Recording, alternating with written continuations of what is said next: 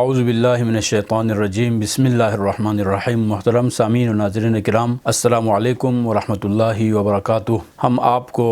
اس channel پہ خوش آمدید عرض کرتے ہیں اور آپ کا شکریہ ادا کرتے ہیں کہ آپ ہماری حوصلہ افزائی فرماتے ہیں، اور آپ سے ہم یہ توقع رکھیں گے آپ اپنی قیمتی آراء سے ہمیں نوازیں گے۔ آج کی ہماری گفتگو شیخ الانبیاء حضرت نوح علیہ السلام کے بارے میں ہے۔ آپ کی عمر مبارک کے بارے میں مختلف اقوال موجود ہیں، اور بعض روایات کے مطابق آپ کی زندگی 2500 سالوں سے زیادہ پر مشتمل تھی، اور آپ اپنی زندگی میں مختلف قسم کے مسائل کو فیس کرتے رہے، مختلف قسم کے اذیتوں کو آپ سہتے رہے، اور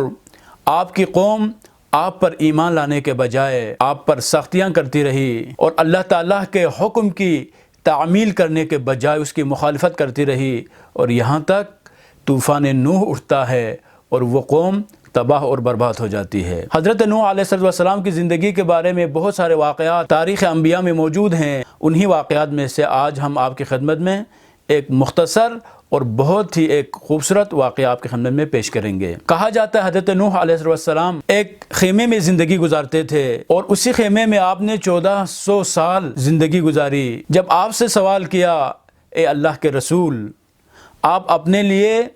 مٹی سے کوئی گھر کیوں تعمیر نہیں کرتے؟ تو اس وقت جناب نوح علیہ السلام نے فرمایا، اس مختصر سی زندگی کے لیے مجھے یہی گھر کافی ہے،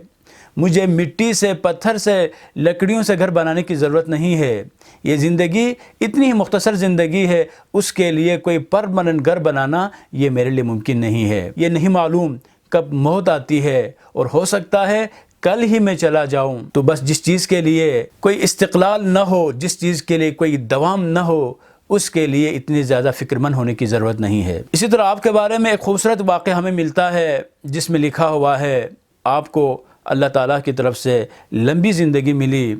اور جب عمر کا آخری حصے میں ملک الموت روح قبض کرنے کے لیے آتا ہے، اس وقت آپ کہیں دھوپ میں تشریف فرما تھے۔ تو جب فرشتے نے کہا میں آپ کی روح کو قبض کرنے آیا ہوں، اس وقت جناب نوح علیہ السلام نے فرمایا، بس مجھے اتنی مہلت دے دیں کہ میں دھوپ سے نکل کر سائے میں چلا جاؤں۔ تو اس وقت سوال ہوا کہ اے اللہ کے نبی،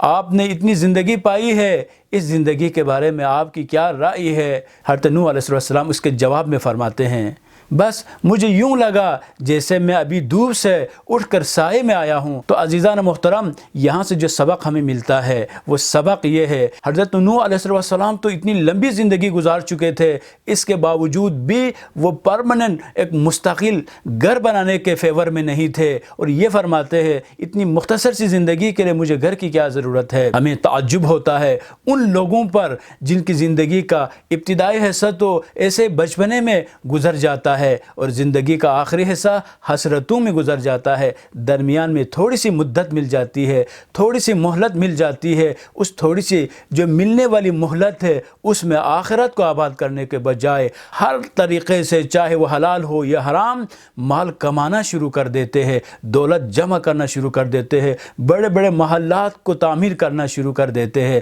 لیکن کبھی زندگی میں ایسا بھی ہوتا ہے ان گھروں میں رہنے کی توفیق نہیں ہوتی ہے۔ کبھی کبھار ایسا ہوتا ہے والدین پیسے جمع کر کے حرام حلال تمام طریقوں کو استعمال کرتے ہوئے بڑے بڑے محلات تعمیر کرتے ہیں، لیکن جیسے گھر بن جاتا ہے، بچے جوان ہوتے ہیں، بچوں کی تربیت کے لیے اس نے کوئی ٹائم نہیں دیا تھا، بچوں کی تربیت پر کوئی توجہ نہیں کی، تو گھر بنتے ہی یہی بچے جن کے لیے یہ والدین حرام اور حلال دونوں طریقوں سے دولت کما رہے تھے، ان والدین کو گھر سے آؤٹ کر دیتے ہیں۔ بعض اوقات ایسا بھی ہوتا ہے وہ گھر قبرستان کی شکل میں بدل جاتا ہے، جہاں پر خوشیوں کے اسباب میسر نہیں ہے۔ تو عزیزان محترم، اس گھر کو آباد کرنے کے ساتھ ساتھ اس گھر کی بھی تعمیر کی فکر کرے۔ اس گھر کو بڑا بنانے کے لیے جتنی فکر آپ کر رہے ہیں بہتر ہے۔ اگر اس گھر کی آبادی کے لیے، اس گھر کی کنسٹرکشن کے لیے زیادہ اگر آپ فکر مند نہیں ہوتے، کم از کم